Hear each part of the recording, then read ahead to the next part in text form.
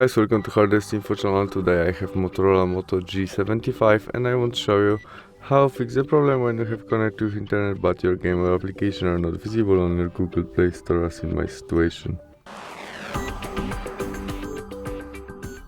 To fix it, go back to the main menu, tap on your photo on the right corner and there choose Settings. In it, Family, Parental Controls, and as you can see now we have page 3.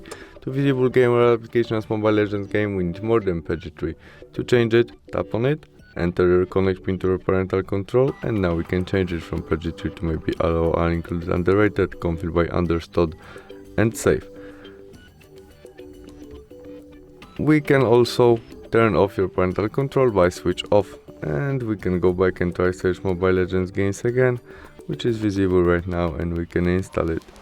Thanks for watching, see you soon, bye!